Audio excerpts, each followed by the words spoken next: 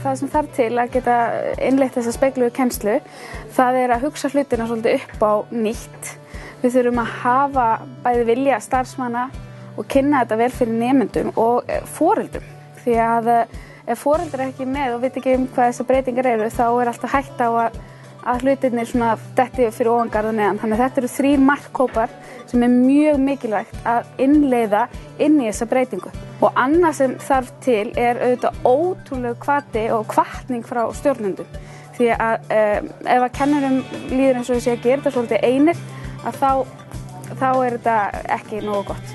Þannig ég myndi segja að þetta væri svona helstu atriðin í hvað þarf til þess að innleiða, það að segja svona hugmyndalega séð, ekki teknilega séð.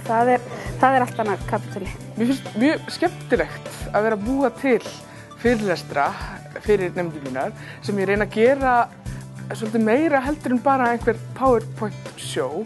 Ég reyni að frekar búa til kennslu myndbönd.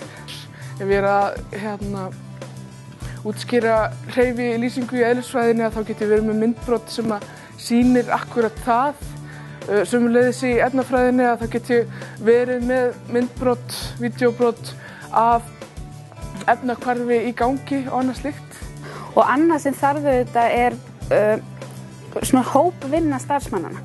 Það að segja að geta unnið svolítið saman af því að hugsa hvar eru bestu forritin.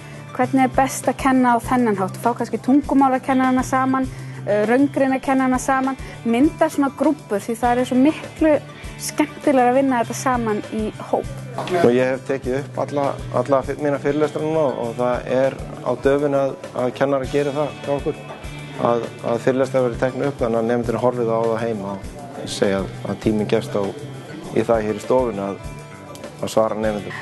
En þegar kemur að því að taka upp fyrirlestrana, þá þurfum við að hafa viss tæki, en það getur verið allt frá því að hafa bara fartölu með góðum hljóðnema og þá bara mikilvægt að vera í ró og næði heima hjá sér ef maður tekur þetta upp heima hjá sér eða þá að búa til einhver lítið afdrepp fyrir þá speglaða kennslu, yfir í það að vera með smartboard, það hægt að nota link, það hægt að nota ýmis tæki, Manhattan board, þetta eru bara allt tæki sem hægt að kaupa út úr búð, en aðal málið sem skiptir að það sé góður grunnur, það að segja það heyrist við okkur og að við náum þannig skilaboðunum áleiðis.